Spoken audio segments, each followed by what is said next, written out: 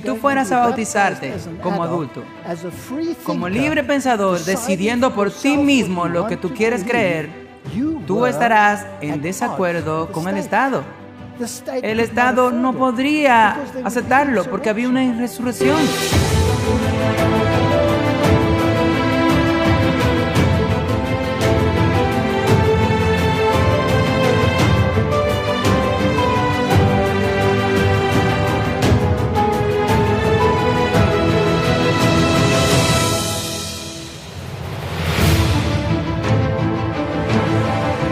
Conflicto y triunfo. Construyen una casa.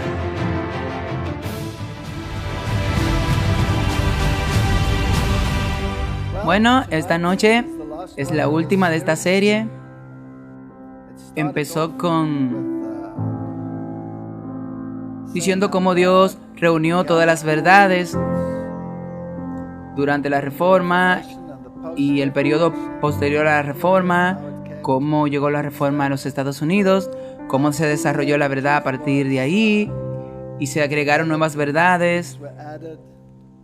Se discutió nuevamente el carácter de Dios, se abordaron los problemas de la salud y luego la reunión final del pueblo de Dios. Y luego el conflicto del tiempo del fin y los mensajes de los 3 ángeles. Babilonia ha caído, que eso significa, y la invitación a salir de Babilonia para guardar los mandamientos de Dios. Pero Dios también tiene un pueblo y Dios tiene una iglesia. Y el diablo tampoco la dejará tranquila. Entonces tenemos que preguntarnos cómo mantener esta institución, cómo la mantenemos pura, cómo la mantenemos limpia, cuáles son los problemas que debemos analizar. Y lo analizaré desde el nivel tipológico y luego podremos sacar nuestras propias conclusiones sobre cuáles son los asuntos espirituales. Oremos. Padre Celestial, nos has pedido que te construyamos una casa. No podemos construirla, Señor, solo tú puedes construirla. Y por lo tanto oramos para que esta casa que has construido te dé honra, gloria y honor. En el nombre de Jesús, amén. Así que, ¿qué significa construyame una casa? Bueno, veamos el pacto del Señor con David. Y tú tienes las 2 historias allí, en Crónica y en el libro de Samuel, donde se registran las mismas cosas con un poquito de variación, pero solo vamos a esbozar un poquito de trasfondo. Ahora, aconteció en Primera de Crónica 17:1, aconteció que estando David sentado en su casa, David dijo al profeta Natán: He aquí, yo habito en una casa de cedro, y el arca del pacto de Jehová está debajo de cortinas. Entonces Natán dijo a David: Haz todo lo que esté en tu corazón, porque Dios está contigo. Aconteció que aquella misma noche vino palabra de Dios a Natán diciendo: Ve y dile a mi siervo David, así ha dicho el Señor, no me edificarás casa para habitar, porque no he habitado en casa desde el día que saqué a Israel hasta hoy, sino que han ido de tienda en tienda y de tabernáculo en tabernáculo. Donde quiera que anduve con todo Israel, hablé palabra a alguno de los jueces de Israel, a quienes mandé que apacentaran a mi pueblo, diciendo: ¿Por qué no me habéis edificado una casa de cedro? Ahora pues, así dirá a mi siervo David: Así ha dicho el Señor de los ejércitos: Yo te tomé del redil y de detrás de las ovejas, para que fueras Señor sobre mi pueblo Israel. Y yo he estado contigo donde quiera que has andado, y extirpé delante de ti a todos tus enemigos, y te di un nombre como el nombre de los grandes que hay en la tierra. También daré lugar a mi pueblo Israel, y los plantaré y habitarán en su lugar. Y nunca más serán movidos, ni los hijos de iniquidad los asolarán más como al principio. Esas son promesas tan hermosas. Y desde el tiempo que mandé jueces sobre mi pueblo Israel, además someteré a todos tus enemigos.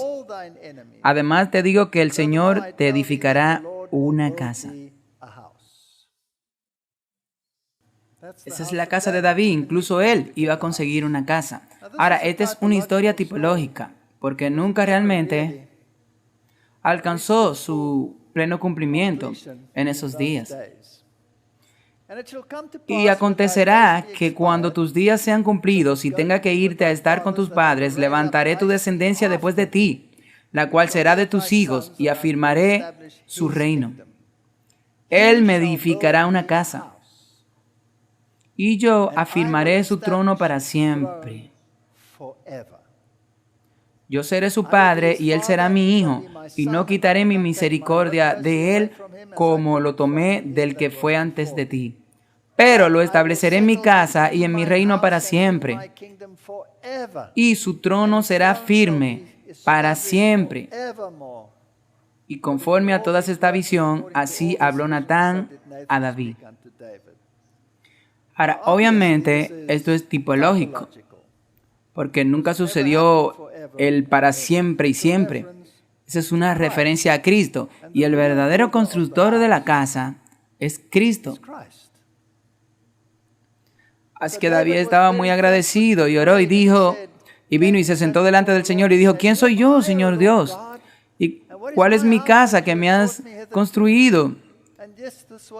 Y fue cosa pequeña a tus ojos, oh Dios, porque hablaste de la casa de tu sirviente durante mucho tiempo y me has considerado a mí según el estado de un hombre de alto rango. Oh, Señor Dios, ¿por qué hace esto por mí? ¿Por qué me construye una casa? ¿Por qué se me entrega este reino a mí? Esta es una historia tipológica. ¿Qué más puede decirte, David, por la honra de tu siervo? Porque tú conoces a tu siervo, oh Señor, por amor a tu siervo, y conforme a tu corazón has hecho todas estas grandezas, dando a conocer todas estas grandes cosas. Oh Señor, no hay nadie como tú, ni hay Dios fuera de ti, según todo lo que hemos oído con nuestros oídos. ¿Y qué nación en la tierra como tu pueblo Israel, a quien Dios fue a redimir para que fuera su propio pueblo, para hacerte un nombre de grandeza y de espanto, echando de delante de tu pueblo a las naciones que redimiste de Egipto? No hay otra nación como esta. Dios le está hablando a su pueblo. Ellos son suyos, ellos son su pueblo especial. A tu pueblo Israel te has hecho pueblo tuyo para siempre. Y tú, oh Señor, te volviste para ellos su Dios. Ahora sabemos que ese es el Israel literal. Ahora vamos a hablar del Israel espiritual. El verso 27 dice, ahora pues te plazca bendecir la casa de tu siervo, para que esté delante de ti para siempre, porque tú bendices, oh Señor, y será bendita para siempre. Ahora, esta casa que se iba a construir tiene una historia muy específica que contar. Y hay algunos puntos que me gustaría señalar. En 1 de Crónicos 29, verso 6, leemos, entonces los jefes de familias y los príncipes de las tribus de Israel y los capitanes de 1000 y de centenas con los gobernantes de la obra del rey ofrecieron voluntariamente. Esto es sorprendente. Ofrecieron voluntariamente a la construcción de la casa. Esto no fue un asunto de dinero, del diezmo. Esto fue una ofrenda libre, voluntaria para los levitas. Fue una ofrenda voluntaria para construir la casa del Señor. Leemos en el verso 13.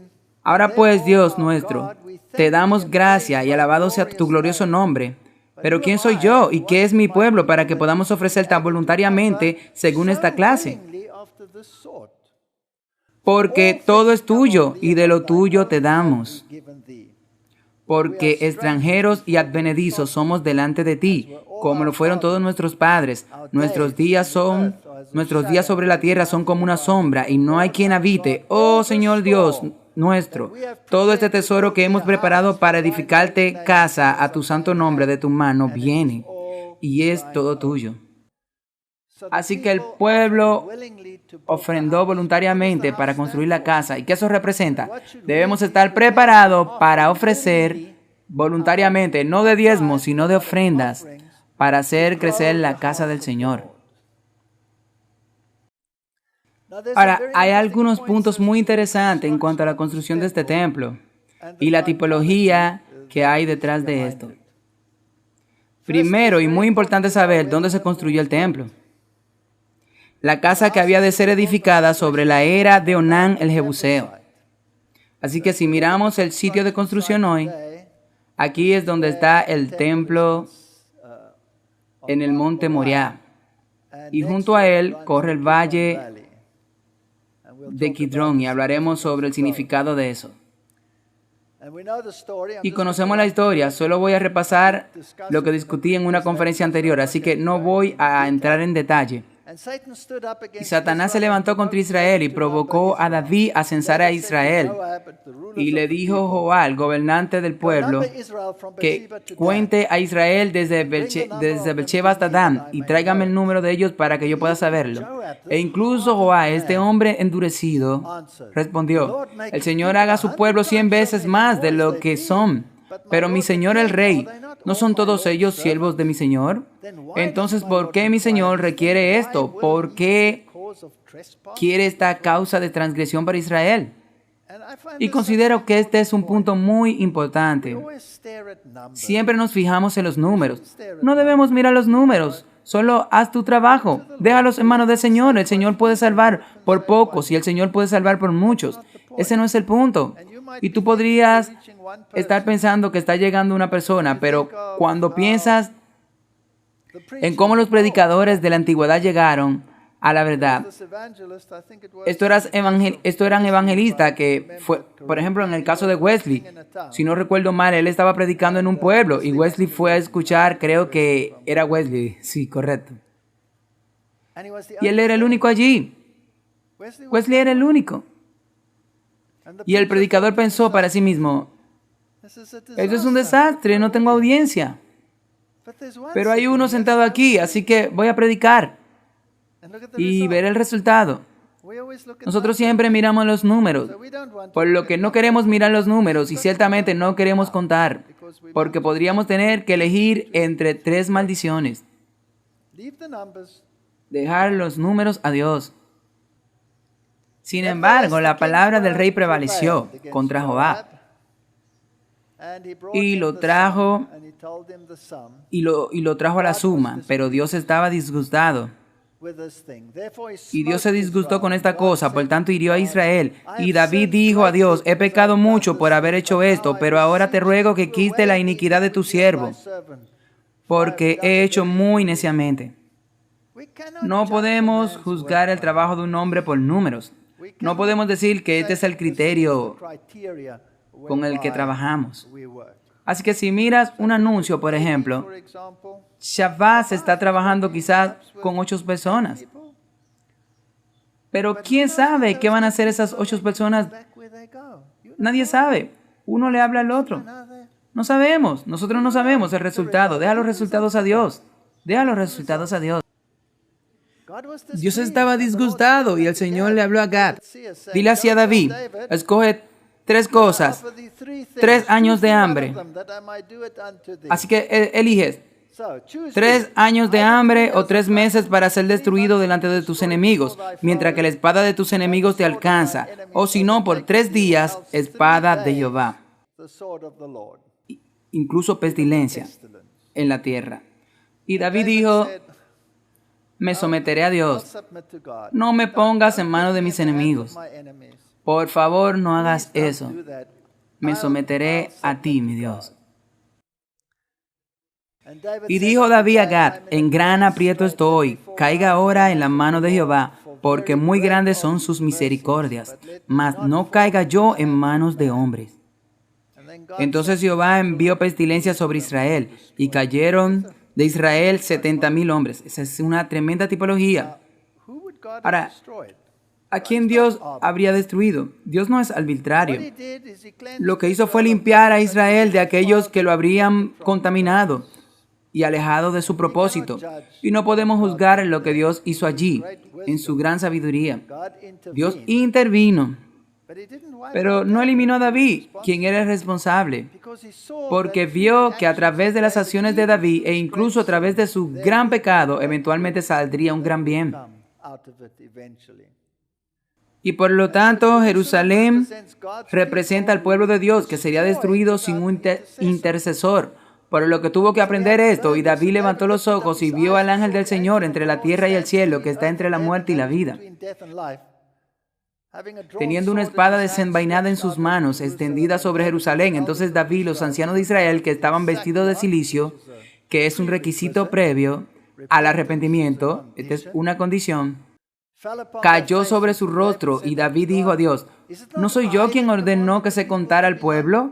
Incluso yo soy quien ha pecado y hecho mal, en verdad. Pero en cuanto a estas ovejas, ¿qué han hecho? Y oro al Señor mi Dios que me vea a mí, a la casa de mi padre, pero no a tu pueblo, que sean azotados. ¿Qué es ese tipo? Ese es un tipo de Cristo. Es la misma actitud de Moisés. Bórrame a mí del libro de la vida, pero déjalos vivir. Así que aquí hay una tipología muy profunda.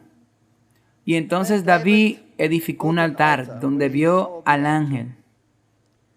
Y David subió diciéndole a Gad que hablaba en el nombre del Señor, porque se le había dicho que edificara un altar al Señor en la era de Ornán.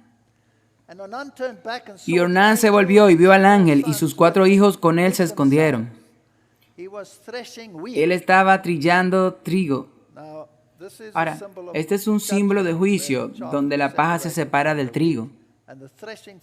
Y la era es muy importante cuando tú lees en la historia de Israel. Grandes cosas sucedieron con la era. Por ejemplo, Uzal tocó el arca en la era y hubo un juicio. Y cuando David llegó a Ornán, miró y vio a David, y salió de la era y se inclinó ante David, rostro en la tierra. Entonces David dijo a Ornán: dame el lugar de esta era y edificaré en ella un altar a Jehová. Y él le dijo: llévatelo, Señor, tómalo. Y David dijo: no, no lo tomaré sin que me cueste nada. Voy a pagarte por él. De verdad te pagaré el precio completo, porque no tomaré lo que es tuyo para el Señor, ni ofreceré holocausto sin costo. Aquí hay otra tipología ahí. Si tú quieres aceptar la verdad y quieres andar en los caminos de Dios, te va a costar algo. No estoy hablando aquí literalmente de dinero ni nada de eso, sino cosas espirituales. Y él pagó 600 siclos, y David construyó un altar allí. Y invocó a Dios, invocó al Señor, y Dios le respondió desde el cielo con fuego sobre el altar, en el holocausto. Y el Señor mandó al ángel y volvió a poner su espada en su vaina. Y en ese momento, cuando David vio que el Señor le había respondido en la era de Ornán, entonces sacrificó allí. Por lo que esta era se convirtió en el sitio del templo. Así que obviamente el templo tiene que ver con el juicio, porque está en la era. Pero la ubicación exacta es aún más importante que el hecho de que es una simple era.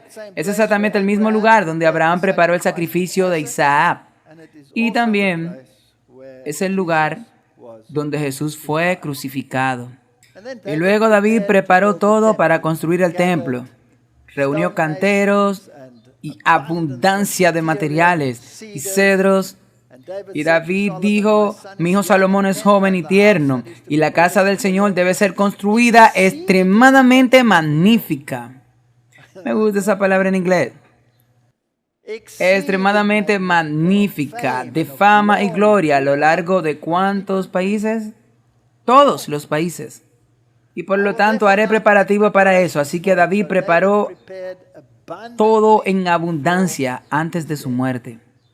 Todos debemos prepararnos abundantemente para expandir la casa del Señor. Así que Salomón es el que iba a construir el templo. Y si miramos alguno de estos significados, Salomón significa paz y viene de la palabra shalom. También significa pacífico, perfecto, uno quien recompensa. Y es un tipo del príncipe de paz, porque Isaías 9:6 habla de Jesús. Un niño nos he nacido, un hijo nos he dado, y el principado estará sobre sus hombros, y llamará su nombre admirable, consejero, el Dios fuerte, el Padre eterno, el Príncipe de paz. Así que esto era solo un edificio tipológico y se refería a una realidad mayor. Y luego se le encargó construir el templo.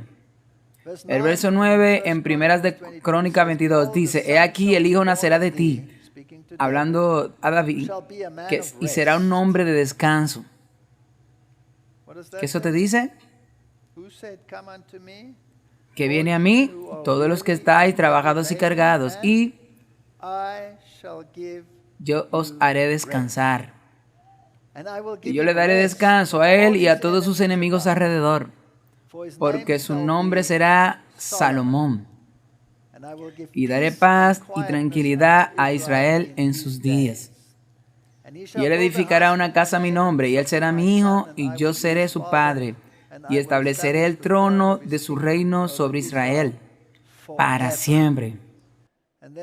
Y luego la comisión: el Señor sea contigo, te prospere, construye la casa del Señor tu Dios, como Él te ha enviado.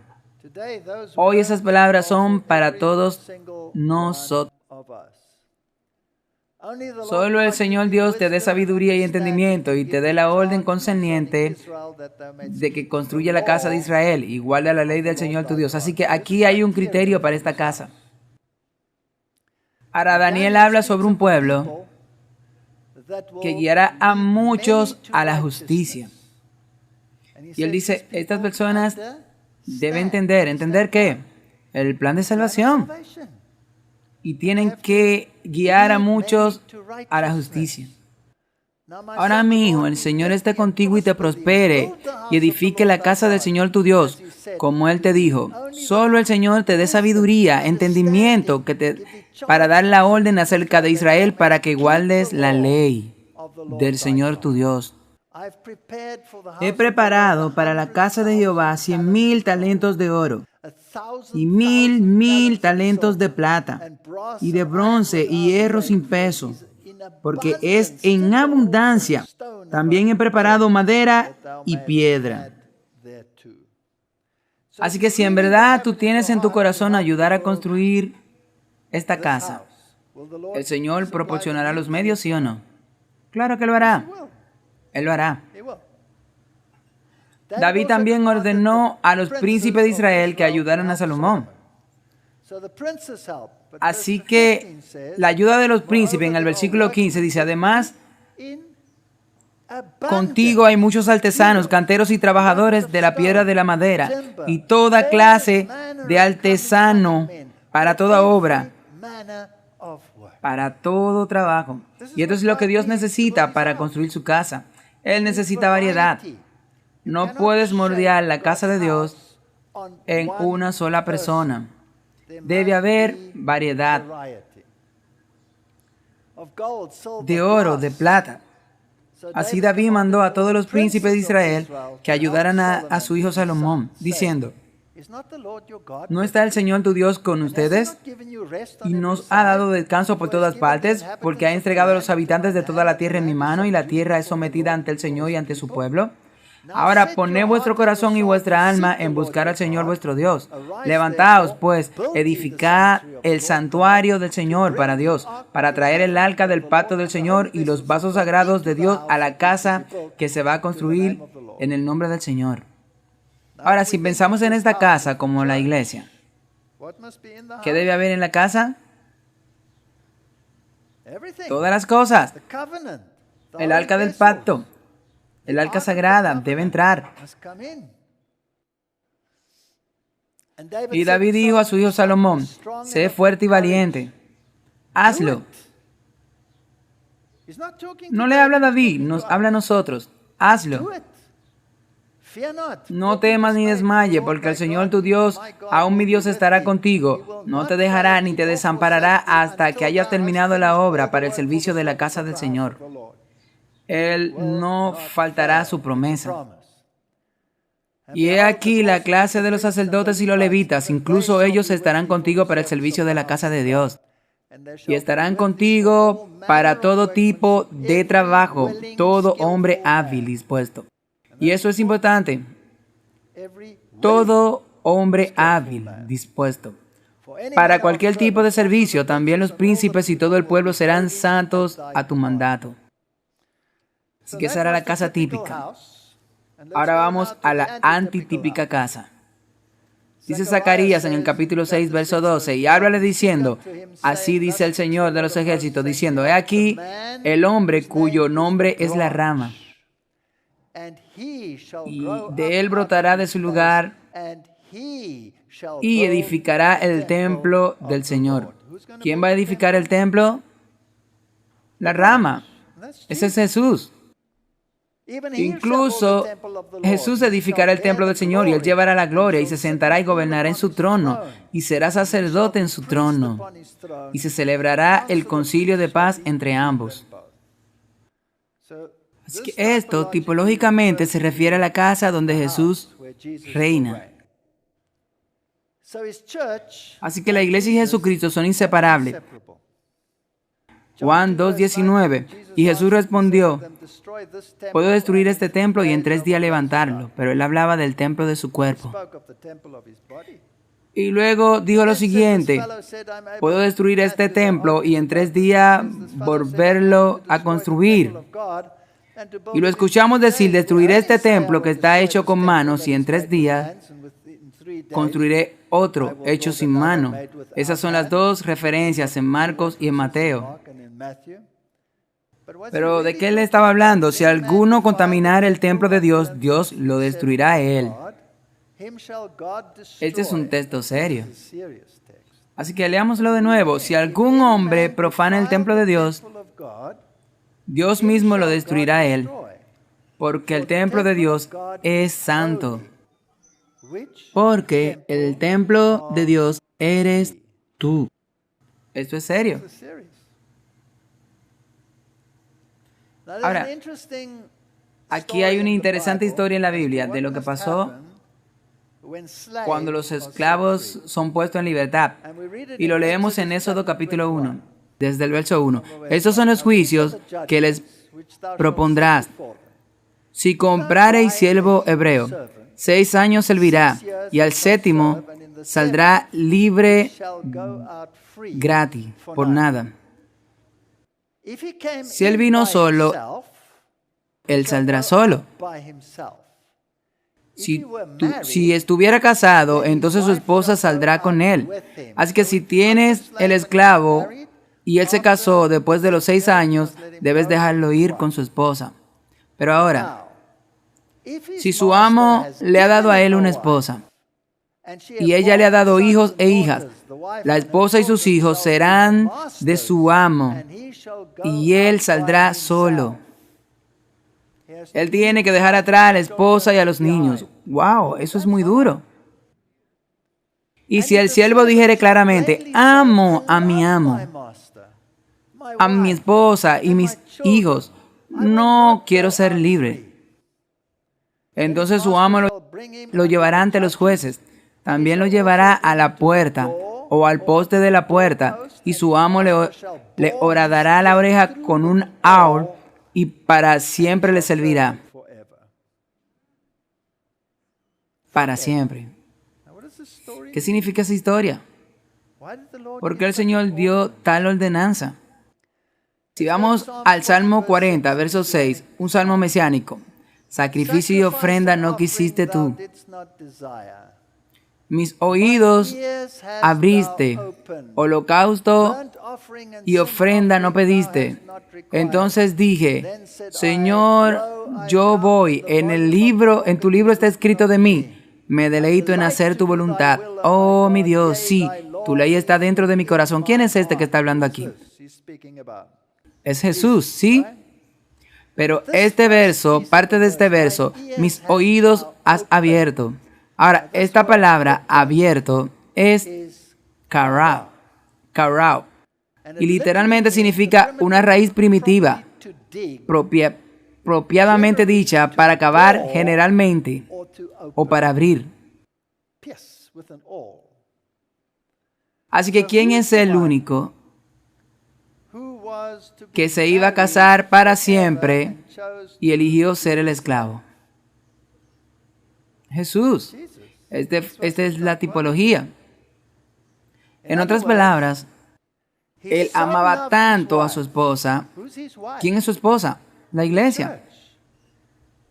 Que él estaba dispuesto a dejar el cielo para desposarse con su esposa por siempre. Y es por esta razón el hombre dejará a su padre y a su madre y se unirá a su esposa. Es una tipología fascinante. Jeremías 3:14 dice, alejaos de los hijos reincidentes, dice el Señor, porque yo estoy casado con vosotros, y os sacaré a cada uno de la ciudad, 2 de cada familia, y los llevaré a Sión. Es así como funciona. Efesios dice la misma cosa. Así deben amar los hombres a su esposa, como a su propio cuerpo. El que ama a su mujer, a sí mismo se ama, porque nadie aborreció jamás a su propia carne, sino que la alimenta y la cuida, como el Señor a la iglesia, porque somos miembros de su cuerpo, de su carne y de sus huesos. Por esto dejará el hombre a su padre y a su madre, y se unirá a su mujer, y los dos serán una sola carne. Este es un gran misterio, pero hablo acerca de Cristo y la iglesia. De esto es que se trata realmente. Así que, ¿qué significa esto con la iglesia? Mira el corazón del esposo.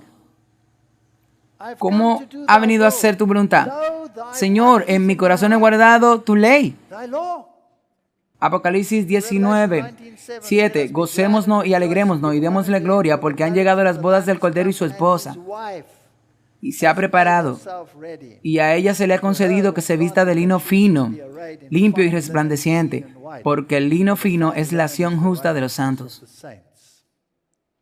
Así que si miramos el fundamento del templo, ¿cuál sería el fundamento del templo espiritual? 1 Corintios 3:11, porque nadie puede poner otro fundamento que el que ha sido puesto, el cual es Jesucristo. Hebreos nos dice, porque este hombre fue tenido con más gloria que Moisés, en cuanto que ha edificado la casa, tiene más honra que la casa. ¿Quién es el que la construyó? Jesús. ¿Y el material de construcción? 1 de Pedro 2:5, vosotros también, como piedras vivas, sed edificado como casa espiritual y sacerdocio santo, para ofrecer sacrificios espirituales aceptables a Dios por medios de Jesucristo. Por lo cual también está contenido en las Escrituras, he aquí pongo en Sión una piedra principal de ángulo escogida, preciosa, y en el que creyere en él no será avergonzado. Así que, ¿cuál es el material de construcción? Tú eres el material de construcción. Y es por eso que debes ser cuadrado en la cantera de este mundo, y cuanto esté construido en la casa, no se colocará ni un golpe de martillo. Desafortunadamente, todavía estamos en la construcción. Estamos en la cantera, en caso de que esté pensando que estamos teniendo suerte. Y luego, construyendo la casa. Eres una generación escogida, un pueblo peculiar, nación santa. Deben anunciar las alabanzas de aquel que los llamó de las tinieblas su luz admirable. Colosenses 2:2, para que sus corazones sean consolados siendo unidos en amor. Así que, ¿qué une al templo? ¿Cuál es el pegamento? El amor. Y a todas las riquezas de toda abundancia de entendimiento. ¿En entendimiento de qué? Otra vez, del plan de salvación, para el reconocimiento del misterio de Dios y del Padre y de Cristo. Porque somos colaboradores de Dios, vosotros labranza de Dios sois, edificio de Dios sois.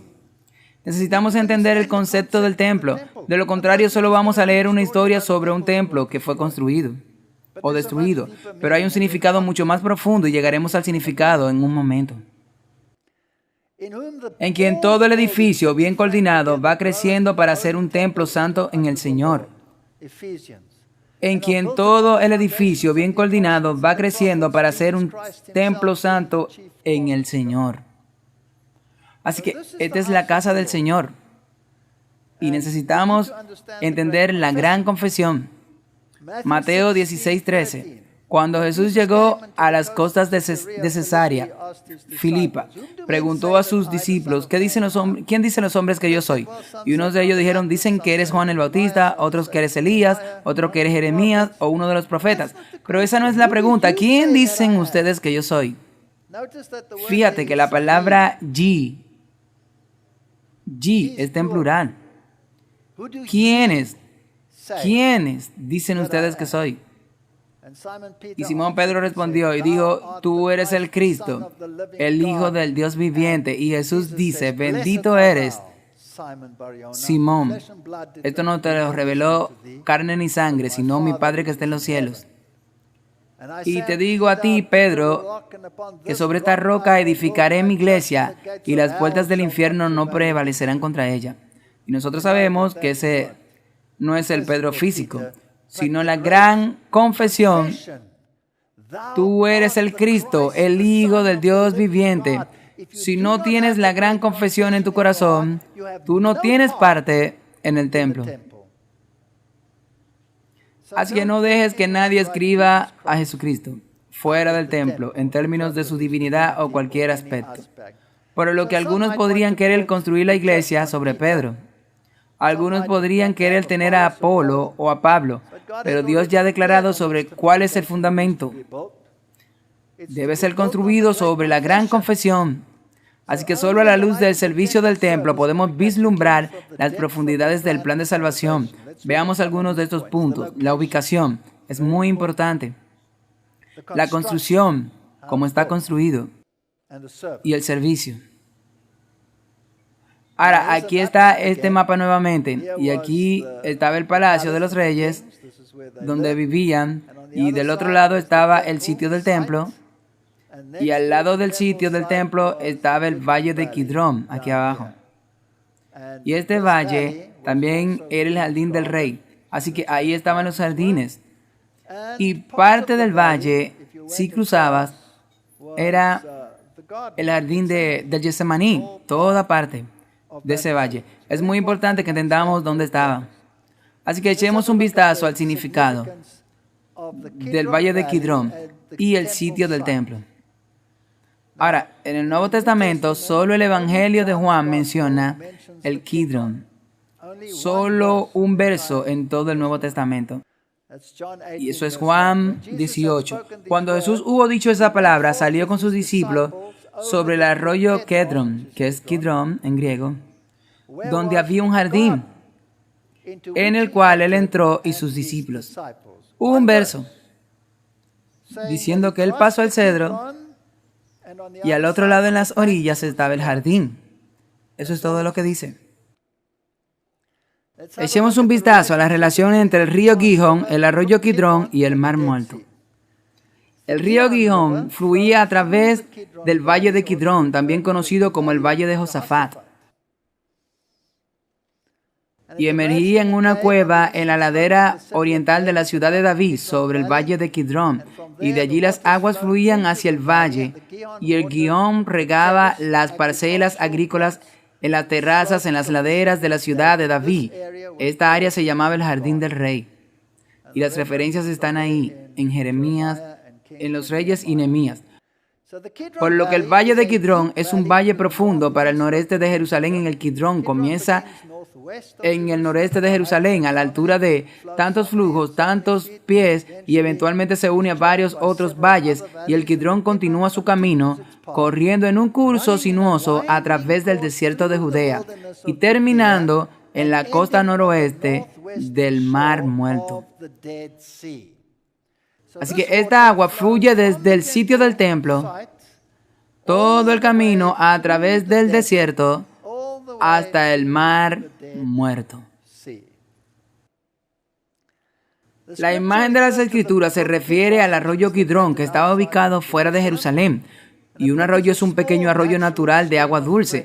Así que además del río que fluía cuando llovía particularmente, también estaba el pequeño arroyo, un pequeño arroyo natural. Y en este caso, el arroyo Kidrón se refiere a una corriente de agua dulce que fluía a través del Kidrón. Y dado que el río Gihón también fluía a través del valle de Kidrón, podemos determinar con seguridad que el arroyo Kidrón llevó las aguas del Gihón hasta el mar muerto. Por lo que el rey David pasó por el arroyo cuando corría de su hijo Absalón. El arroyo Kidrón estaba usado en ocasión para marcar una referencia para destruir objetos por judíos rebeldes y adoración de demonios. El valle era un lugar de entierro para los muertos. Lo más importante es que el Señor Jesús cruzó el arroyo en su camino a Getsemaní. Y este fue el lugar de la coronación del rey Salomón. Pero había otro tema que también era importante en ese valle en particular. Y vamos a mirar eso en un momento. Juan 3, verso 2. Reuniré a todas las naciones y las haré descender al valle de Josafat. Así que, ¿dónde está? Ese es el valle de Kidrón, justo al lado del templo. Y les rogaremos allí por mi pueblo y por mi heredad, Israel, a quien ha esparcido entre las naciones y repartido mi tierra. Ahora, el valle de Josafat, que este es el nombre dado en los tiempos modernos al valle entre Jerusalén y el Monte de los Olivos, y el Cidro lo atraviesa.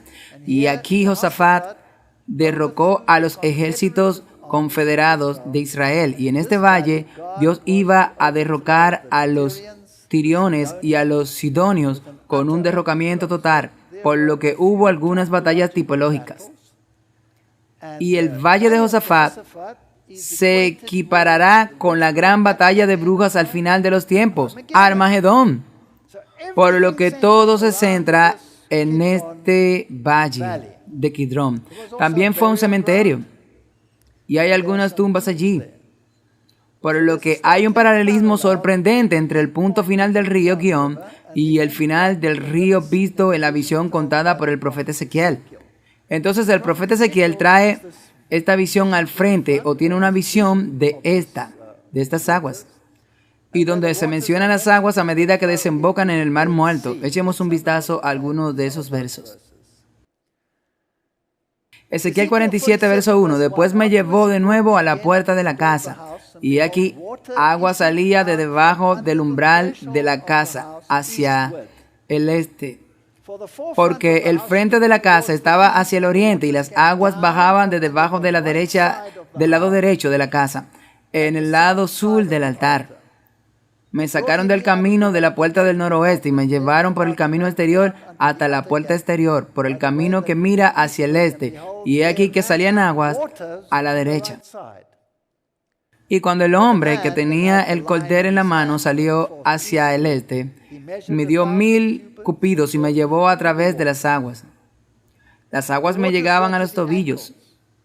Otra vez midió 1000 y me llevó a través de las aguas que me daban a las rodillas. Otra vez midió 1000 y me trajo las aguas y estaban hasta los lomos. Después midió 1000 y era un río que no podía pasar, porque las aguas eran altas para nadar en un río que no se podía pasar. Así que ve, estas aguas aumentaban y aumentaban. Y me dijo, hijo de hombre, ¿has visto esto? Entonces me trajo y me hizo regresar a la orilla del río. Ahora, cuando yo había vuelto aquí a la orilla del río, había muchos árboles de un lado y del otro. ¿Qué significan los árboles en la Biblia? Gente. Había muchos árboles. ¿Y dónde estaban? En las orillas del río. Y entonces me dijo a mí, estas aguas que salen del país del este y bajan al desierto y van al mar, al ser llevado a los mares, las aguas se sanarán. ¿De qué agua él está hablando aquí? Del mar muerto. El mar muerto está muerto. No hay nada allí. Esas aguas serán sanadas. En otras palabras, la muerte cobrará vida si estas aguas fluyen dentro del mar muerto.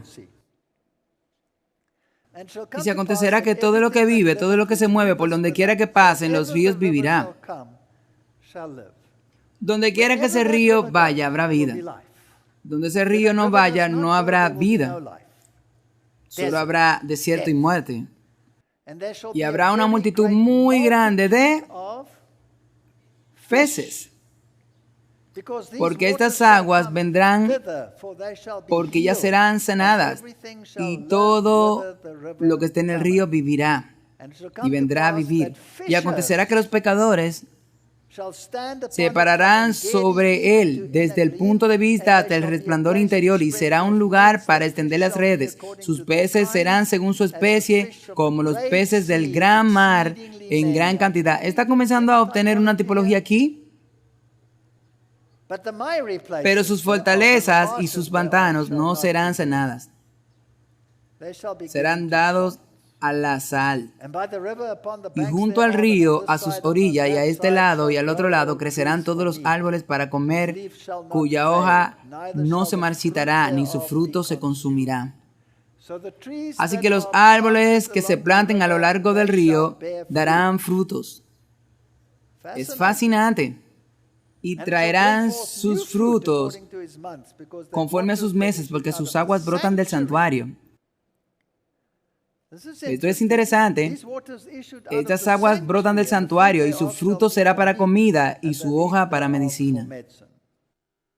Así que ahora es interesante que mientras vemos los medios de comunicación hoy, que hay gran entusiasmo en Israel porque la vida está regresando al Mar Muerto. Ellos dicen que este es el cumplimiento literal de la profecía de Ezequiel. Así que esto viene de Israel hoy. El Mar Muerto cobra vida, es salado, etcétera, etcétera, pero los peces están comenzando a llegar al área alrededor del Mar Muerto. Aquí hay otro cumplimiento de las noticias de última hora de Israel, de que la profecía del Mar Muerto ha comenzado. Estas aguas brotaron y citan a Ezequiel y dicen que esto está sucediendo ahora mismo, así que este es el cumplimiento de la profecía. ¿Está el Señor interesado en los peces literales? No. Pez en la Biblia son personas que son atrapadas en las redes del Evangelio. Así que echemos un vistazo a esta tipología, porque estas aguas ¿salió de dónde? ¿Salió del lado de qué? Salió del lado del templo. Necesitamos entender esto. Hubo sacrificios de sangre en el templo por el pecado sacerdotal, Levítico 4:7. El sacerdote pondrá de la sangre sobre el cuerno del altar del incienso aromático delante del Señor que está en el tabernáculo de reunión. Y echará toda la sangre del becerro en el fondo del altar del holocausto. ¿Dónde estaba el altar del holocausto? En el atrio exterior. Ahora, el altar estaba rodeado con un piso de mármol. Y tenían que echar la sangre del becerro por la base del altar, más cualquier otra ofrenda que alguna vez tuvo lugar. Algunos se colocaron en los cuernos de los altares y se rociaron, pero la mayor parte de la sangre era introducida en la base del altar. Por el pecado de la congregación, el sacerdote ungía y traía al becerro al tabernáculo y era sacrificado, y luego pasaba con la sangre y derramaba toda la sangre en el fondo del altar de la ofrenda quemada. Era una gran cantidad de sangre. Y a veces se sacrificaban miles y miles de animales, y toda esa sangre se derramaba al pie del altar. En la fiesta de los tabernáculos, tienen los sacrificios más ordenados por las escrituras de 2 tiempos santos. Pueden ver Números 29 del 12 al 34. Pero es la Pascua la que termina superando a los tabernáculos, cuando la ofrenda de los corderos pascuales por parte de todas las cabezas de familias israelitas en el país se tiene en cuenta en el conteo. Una increíble cantidad de sangre se derramaba durante los 2 eventos, pero el flujo más asombroso sin duda ocurre en la Pascua. Ahora, ¿fue en realidad algo legal sacar la sangre en un piso de mármol? Porque Dios había dicho que la sangre tenía que derramarse en el suelo. Así que tenemos que satisfacer ese criterio. Así que, si mira el Mishnah 2 y 3, la sangre del sacrificio se vertía en la base del altar, cumpliendo el mandato repetido de la Torá. Y luego la sangre goteaba por el subterráneo Chisin. Eso es un túnel como este. Así que en la base del altar había un túnel. Y eso quitaría la sangre. ¿Y a dónde iría? Ese ingenioso sistema de pozos debajo del altar del patio del templo. Los pozos drenaban al sistema que se menciona en los escritos hebreos como Chittim o Chirim. En Génesis 4, versículo 10 leemos, y él dijo, ¿qué has hecho? La sangre de la voz de tu hermano clama a mí ¿desde dónde? Desde la tierra. Deuteronomios 15, 23, y no comerá la sangre, sino que la echará en la tierra como aguas. Lucas 22, 44, y estando en agonía, oraba más intensamente, y su sudor era como grandes gotas de sangre que caían sobre la tierra. Ezequiel 24:6, por lo cual así dice el Señor, ay de la ciudad sanguinaria, de la olla cuya escoria está en ella y cuya escoria no ha salido de ella, sáquenla, pieza por pieza, no deje que la sangre caiga en medio de ella. La puso sobre la cima de una roca, no la derramó sobre la tierra para cubrirla con polvo. Toda la sangre tenía que ser derramada sobre la tierra. Y para lograr esto, este sistema de túneles la llevaban al arroyo Kidrón o al valle Kidrón y fluía hacia el suelo en el valle de Kidrón. Ahora, ¿qué le sucede a la sangre espesa cuando la ponen en un sistema? ¿Qué hará? Coagulará. Será un tremendo desastre.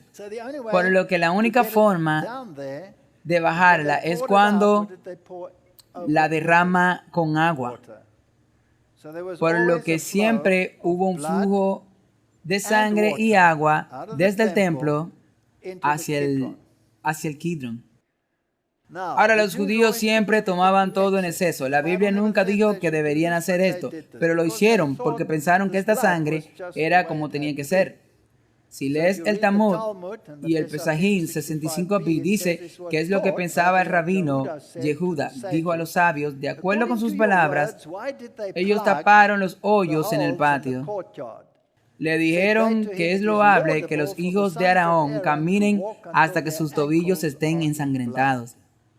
Entonces ellos taparon esos hoyos y caminaron en la sangre. Unos pasajes más abajo leemos que los orificios de drenaje en la base del altar, que normalmente evitaban que la sangre del sacrificio se acumulara, se taponaron deliberadamente durante el día santo de la Pascua. Ahora, Dios nunca ordenó que hagan esto. Esta es una mitología que se agregó. Y la sangre del sacrificio está en el altar cuando se vierte en la base y se ahoga en el chichín y se vacía en el arroyo Kidrón. Y es interesante que el texto agrega un nuevo detalle a la narración de que luego se vendió a los jardineros como fertilizantes. Así que si quieres echarle un vistazo, allí estaba el templo en la cima del monte Moriah y el drenaje Shechem que se drenó y la sangre que llegó contra el Kidrón y el agua se derramó con él y se mezcló en el Kidrón y esta sangre y el agua fluyeron. ¿A dónde? A través del desierto hasta el mar muerto y donde esta agua fluyó, su vida regresó. Así que obviamente esta sangre y estas aguas se refieren a la sangre del Cordero que sanaría a las naciones. Y Tony Bedillo y su artículo Jesús y la sangre y el agua tiene algunos puntos interesantes. Juan 19:34. Uno de los soldados le atravesó el costado con una lanza y al instante salió sangre y agua. Permítame enfatizar, según Juan, al cumplir las escrituras de la Pascua, Jesús se convirtió no solo en el Cordero expiatorio de Dios, sino también en el nuevo templo a través del cual el Espíritu Divino, simbolizado por el agua, ahora podía fluir hacia las masas, como había sido simbolizado por los desagües del templo del rey Salomón y más tarde por el templo de Herodes. A Juan, al menos, la sangre y el agua eran pruebas de que el templo y su edificio y su sacrificio fueron paralelos al cuerpo de Jesús en su crucifixión. Ahora echemos un vistazo al Kidrón. El Kidrón era el valle de la limpieza o el valle del sacrificio. Fue el valle de la decisión y fue el valle del juicio, el juicio final. El valle de la sangre y el agua era la corriente sanadora. Es la sangre que expía el pecado. Es el agua, el bautismo, que simboliza el nuevo nacimiento. Todos tenemos que cruzar el Kidron. En su corriente purificadora debemos ser lavados. Jesús cruzó el Kidron. Si no cruzamos el Kidron, si no entramos en contacto con la sangre sanadora y el agua, no podemos ser salvos. Y solo un árbol que esté plantado en esa sangre y esa agua puede vivir. Y cuando miramos a través de la corriente del tiempo, ¿qué sucederá con el tamaño de esa corriente? Fluirá primero a los tobillos, fluirá a los lomos, y luego fluirá para que no podamos cruzarlo. Nos dirigimos a ese tiempo. El pueblo de Dios tiene que trabajar en este templo. Pero para estar listo, debemos traer el mensaje y algo debe pasarnos a nosotros. Entonces Jesús lo cruzó y sus sudores de sangre, y él fue traicionado y luego fue a pagar el precio por la transgresión. Aquí está la tumba de Absalón. Es el valle de la decisión. Es una elección de vida o muerte. Absalón tomó la decisión equivocada. Ese mismo valle de Kidrón que salva vidas también puede condenarte a muerte si tú no vives de acuerdo con los principios.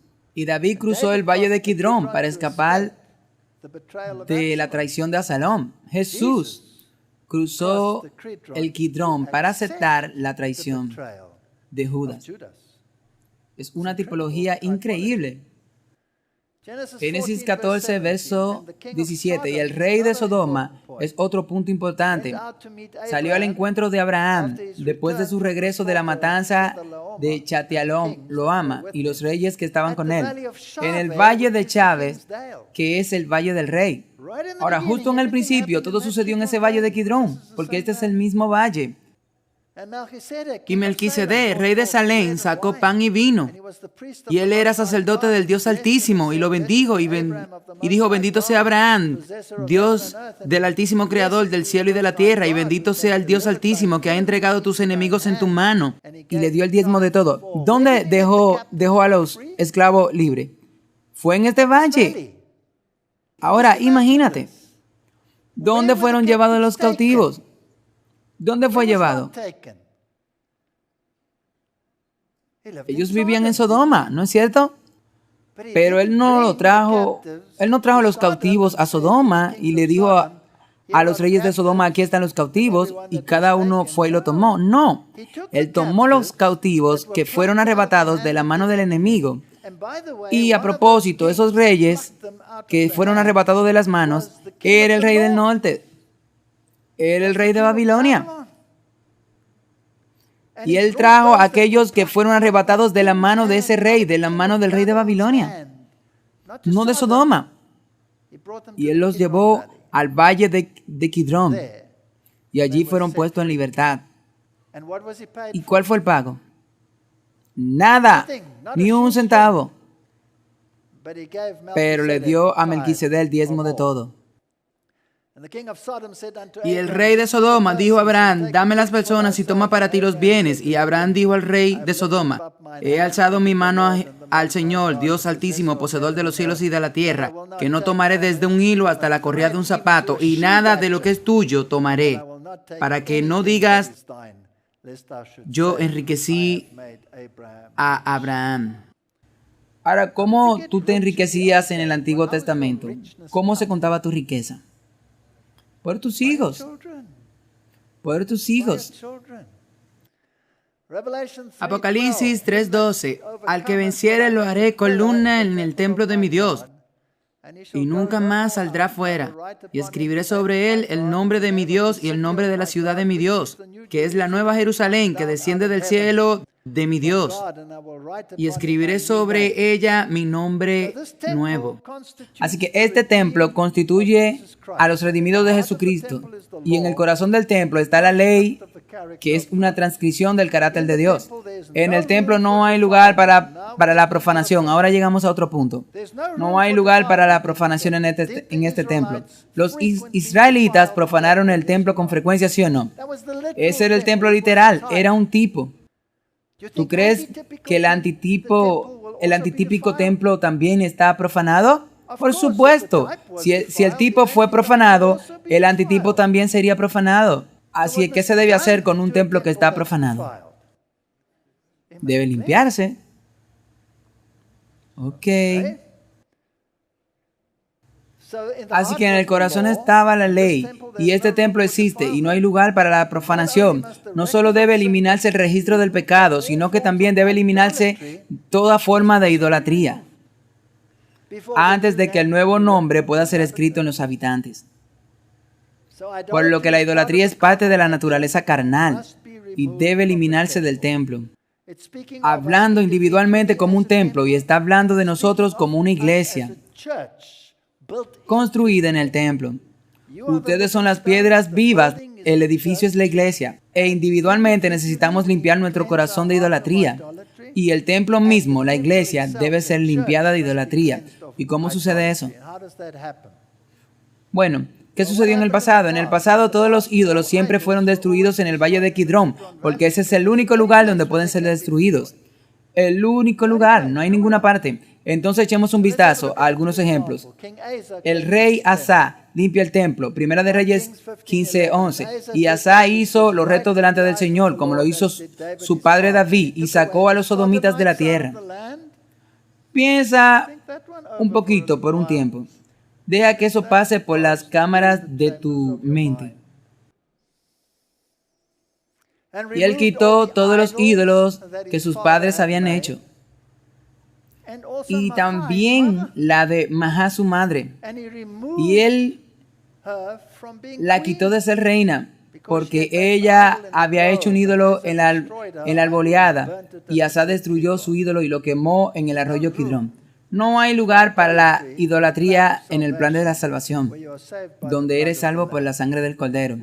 No podemos tener las ideas de otras iglesias, y especialmente de una iglesia madre dentro de nuestro templo, y enseñar expiaciones que no están en armonía con la sangre del Cordero, con la sangre y el agua. Y hay que limpiarla de esto. Tenemos que limpiar todas esas cosas de esta iglesia. Tenemos que sacar y hay que destruirla en el arroyo Kidrón, porque solo con la verdad se puede destruir la idolatría. 200 años después, Ezequías limpia el templo. Y los sacerdotes entraron en la parte inferior de la casa. ¿A dónde fueron? Así que, ¿dónde estaban? Debemos ir a las partes internas de la casa. Y él sacó toda la inmundicia que encontraron en el templo del Señor, en el atrio de la casa del Señor. Y los levitas lo tomaron para llevarlo fuera, ¿dónde? En el arroyo de Kidrón. Y comenzaron el día 1 del mes a santificar, y el día 8 del mes llegaron al pórtico de Jehová, y santificaron la casa de Jehová en 8 días.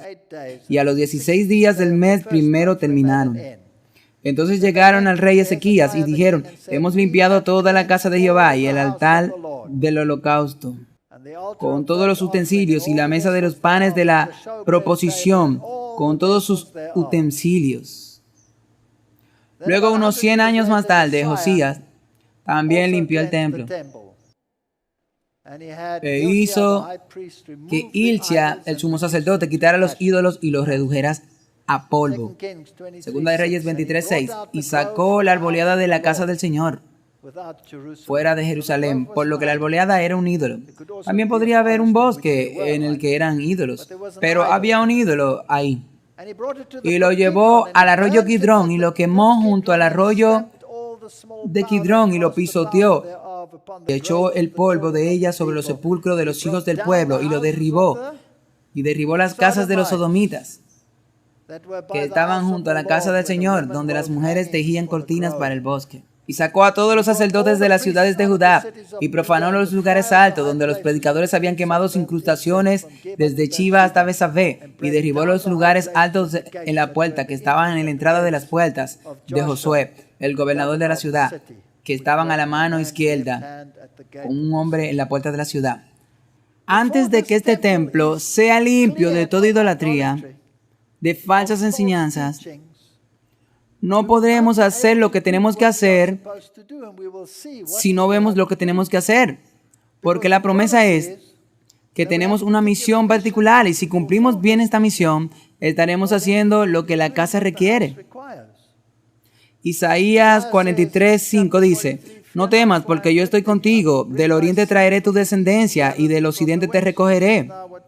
Eso es lo que el pueblo de Dios debe hacer, pero no puede ser una casa profanada la que va a hacer esto.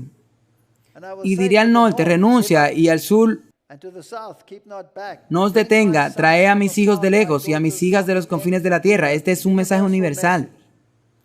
A todo aquel que es llamado por mi nombre, a él, sí, yo lo he hecho. Saca a los ciegos que tienen ojos y a los sordos que tienen oídos. Reúnanse todas las naciones y reúnanse los pueblos. ¿Quién de ellos puede declarar esto y mostrarnos cosas pasadas? Traigan sus testigos para que sean justificados. Ese es nuestro trabajo. Pero ¿cómo debe lucir el templo? Ahora observen a los pecadores y cazadores. ¿Qué habrá en el mar muerto? Eventualmente peces. Por lo tanto, aquí en Jeremías dice, vienen días en que ya no se dirá más, vive el Señor, que hizo subir a los hijos de Israel de la tierra de Egipto, sino vive Jehová, que hizo subir a los hijos de Israel de la tierra del norte. ¿Y dónde está el norte? El norte es Babilonia. ¿Cuál es nuestro llamado? Está muy claro al final de los tiempos. ¿Cuál es? Sal de ella, pueblo mío. Ese es nuestro trabajo. De todas las tierras que los había expulsado, y lo traeré de nuevo a su tierra que le di a sus padres. He aquí, yo lo enviaré ¿a quiénes? A mis pecadores, dice el Señor, y los pescarán. Y después enviaré muchos cazadores. Y los cazarán de cada monte. Y un monte es ¿qué? Es un reino. Y de cada collado y de las cavernas de las peñas, porque mis ojos están en todos sus caminos. No se ocultan de mi rostro, ni su iniquidad se oculta de mis ojos. Y primero pagaré el doble de su iniquidad y de su pecado, porque han contaminado mi tierra, han llenado mi heredad con cadáveres de sus cosas detestables y abominables. Oh Señor, mi fuerza y mi fortaleza y mi refugio en el día de la aflicción. Los gentiles vendrán a ti desde los confines de la tierra y dirán esto. Ahora, este es uno de mis textos favoritos. Ciertamente nuestros padres heredaron mentira, heredaron vanidad. En las cosas no hay provecho. Hay muchas gentes por ahí que le han mentido, que los han engañado en todos los niveles. Sea lo que sea, les han mentido. Tengo un doctorado en mentiras. La evolución. Ustedes lo mientan. Falsos planes de salvación. Engañando sobre la base de la salud y la reforma pro salud. Y estas personas vendrán y vendrán de todas partes del mundo. Y estoy seguro que estamos viendo algunos de ellos en esta audiencia aquí hoy. ¿Qué dirán? Ciertamente hemos sido engañados. Y vienen a un pueblo que tiene entendimiento y entiende estas cosas. ¿Hará el hombre dioses para sí y no son dioses? Por tanto, he aquí, esta vez les haré saber, les haré conocer mi mano y mi poder, y sabrán que mi nombre es el Señor. Esto es lo que dice el espíritu de profecía al respecto. Se necesitan evangelistas y pastores. Dios llama a evangelistas verdaderos, amantes de las almas, cazadores y pecadores de hombres. Seguramente esto es inspirado. Claro que sí. ¿No lo es? Esta es una cita asombrosa. Se necesitan pastores fieles que no halaguen al pueblo de Dios, ni lo traten con dureza. Me encanta. Que no los halaguen ni lo traten con dureza, sino que los alimenten con el pan de vida. Bueno, antes de venir aquí estaba en Toronto. Y era un poquito tarde. Y vi una viejecita de unos 80 años. Estaba pequeña, toda revuelta. Vino y me agarró. Y me jaló hacia un lado. Y se aferró a mí. Y ni siquiera podía hablar. Simplemente comenzó a llorar y llorar y llorar. Y puse mi brazo alrededor de ella y dije, ¿qué pasa? ¿Cómo puedo ayudarte? Ella dijo, estoy perdida. Entonces dije, ¿por qué estás perdida? Era una ancianita, no sé cuántos años tenía. A lo mejor tenía 80, quizás 90. ¿Por qué? Le pregunté, ¿por qué dice que estás perdida? Ella dice, he hecho tantas cosas terribles en mi vida y he pecado tanto. Y estoy segura de que Dios no puede perdonarme. Así que le dije, ¿estás sintiendo pena en este momento? ¿Estás llorando? Ella dijo, sí, estoy llorando. Yo le dije, bueno, esa es la prueba para ti de que Dios no ha dejado de hablarle a tu corazón. Esa es la mayor evidencia de que de que tú no estás perdida. Dios te está llamando. Solo un poco de esperanza. Eso es lo que la gente a veces necesita, solo un poco de esperanza. No debes halagarlo, no debes decirle, oh no, no importa, Dios te perdonará, no importa, puedes continuar. No halagues al pueblo de Dios, ni lo trates duramente, sino alimentalos con el pan de vida. El trabajo de todo obrero fiel está cerca del corazón de aquel que se entregó por la redención de la raza. La verdad debe nacer en aquellos que no la conocen, y ese es nuestro trabajo. Estas son nuestras órdenes de marcha. La labor por las almas debe ser como quienes tienen que dar cuenta a Dios. Por cada uno de vosotros se os pedirá cuenta de lo que debisteis haber hecho y no hiciste. Dios quiere que seáis mayordomos fieles. Quiere que busquéis las ovejas perdidas de la casa de Israel. Él quiere que seáis cazadores y pescadores de almas. ¿Por qué existe este ministerio? ¿Cuál es el objetivo de este ministerio? Y que ustedes estén sentados aquí hoy. Para ser cazadores y pescadores de almas. Para sacar la verdad allá afuera, para aclararla, para que la gente sepa que este es el camino. Y ser amable y amoroso. Y todos los demás atributos. Y no tratar a nadie con dureza. ¿Y cómo puede trabajar el Señor cuando su casa está en tal estado? No puede trabajar, no puede operar. Pero Él quiere que construyamos su casa. ¿Cómo construimos su casa? ¿Por qué son las iglesias principales? ¿Por qué son las iglesias? ¿Por qué nuestras iglesias no están haciendo el trabajo que debería estar haciendo? Porque tiene tantos ídolos en ella y tiene que ser limpiada. Así que debemos esperar hasta que el mundo se pierda antes de empezar el trabajo de ser cazadores y pescadores de hombres. No. Entonces, ¿qué Dios hace en su desesperación? Estoy convencido de que levanta estos ministerios para hacer el trabajo. Eso es lo que Él hace. ¿Y cómo se apoya este trabajo? Todos no somos millonarios, ¿sí? Solo seguimos adelante. Bueno, así no es que funciona. No es así como se sostiene la casa. ¿Cómo se construyó la casa? ¿Qué pidió Dios? ¿Qué pidió Dios a su pueblo para construir la casa? Una ofrenda libre. Este ministerio ha decidido que el diezmo es de Dios, pero hay libre ofrendas. Si pueden promover la obra, haga un llamamiento. Ayude, acuda en auxilio de los que sirven al Señor. Él quiere ver manifestada en ti la fe viva para trabajar por las almas. Él se vale de hombres que buscan fervientemente a los pecadores, que se arrodillarán y orarán con ellos. Dios quiere que hagas esfuerzo más ferviente que nunca antes para ir a las regiones más allá. No todos tienen la capacidad de ir a las regiones más allá, pero las olas que van saliendo de esta casa esta noche van a ir a las regiones más allá. Podemos apoyarlo, podemos trabajar con eso, podemos enviar el mensaje. Algunas personas dirán, oh, solo está haciendo esto por fama, solo está haciendo esto por dinero. Noches sin dormir, aviones, nunca estando en casa. Me gustaría que vinieran y vieran cuán maravilloso, rico te vuelves en este proceso. Las personas que están involucradas aquí, si has sentido que el Espíritu de Dios estuvo en este lugar, en esta semana, todos los que jugaron un papel, los jóvenes y viejos, ¿no están tratando sinceramente de transmitir el mensaje para salvar almas? De eso es que se trata.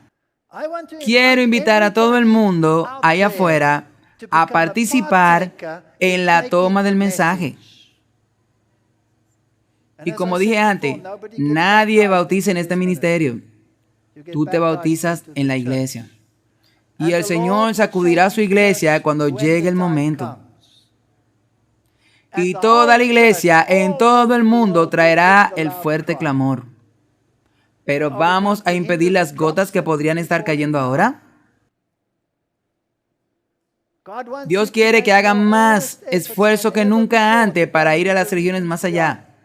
Y cuando se lleve a cabo la próxima conferencia, se encontrará que se han establecido iglesias en muchos lugares. Los ángeles de Dios están esperando una oportunidad para trabajar. Eso es todo lo que Él busca. Romanos 10:13. Y quien quiera que invoque el nombre del Señor será salvo. Y como entonces invocarán a aquel a quien no han creído. ¿Cómo podría haber invocado el nombre del Señor cuando yo era ateo? Si alguien no hubiera venido a mí, ¿qué me hubiera pasado? ¿Qué hubiera pasado con mi esposa? ¿Qué hubiera pasado con este ministerio? ¿Y cómo creerán en aquel de quien no han oído? ¿Cómo irán si nadie les predica? ¿Y cómo predicarán si no fuesen enviados? Como está escrito, qué hermosos son los pies de los que predican el Evangelio de la paz y traen buenas nuevas de cosas buenas. Pero no han obedecido el Evangelio, porque Isaías dice, Señor, ¿quién ha creído a nuestro anuncio? Entonces la fe viene por el oír, y el oír la palabra de Dios. Necesitamos una predicación pura y sin adulterar de la palabra de Dios. Pero yo digo, ¿no han oído? Sí, en verdad, el sonido de ellos salió por toda la tierra y sus palabras hasta los confines del mundo. Yo creo que el 80% es parte de eso. No soy el único, hay muchos otros. Pero creo que este ministerio está tratando de difundir el mensaje, que está en armonía con la Biblia y el espíritu de profecía, para llegar a la gente allá afuera. Pero yo digo, ¿no sabe Israel? Primero Moisés dice, os provocaré a celo con un pueblo que no es pueblo y con una nación insensata, os provocaré a ira. Pero Isaías es muy osado y dice, fui hallado entre los que no me buscaban. Me manifesté a los que no preguntaban por mí. Pero a Israel dice, todo el día he extendido mis manos hacia un pueblo desobediente y rebelde. No te preocupes por lo que hacen los demás. Hagamos nosotros lo correcto. Hagamos lo correcto. Otra vez hago un llamado a los miembros de la iglesia para ser cristiano como Jesús. Jesús no trabajaba para sí mismo, sino para los demás. Él trabajó para bendecir y salvar a los perdidos. Mis hermanos y hermanas, despertad, os lo ruego, del sueño de la muerte. No es demasiado tarde para dedicar la fuerza del cerebro, los huesos y los músculos al servicio propio. Que el último día os encuentre destituido del tesoro celestial. Busquen impulsar los triunfos de la cruz. Procuren iluminar las almas. Trabajen por la salvación de sus semejantes. Y su obra soportará la prueba de fuego. Y aquí está la promesa de la victoria. Isaías 41, verso 8. Pero tú, Israel, eres mi siervo, Jacob, a quien yo escogí, la simiente de Abraham, mi amigo. A ti, a quien tomé de los confines de la tierra y de sus principales te llamé y te dije, mi siervo eres tú, te he escogido y no te he desechado. No temas, porque yo estoy contigo, no desmayes, porque yo soy tu Dios. Te fortaleceré, sí, te ayudaré.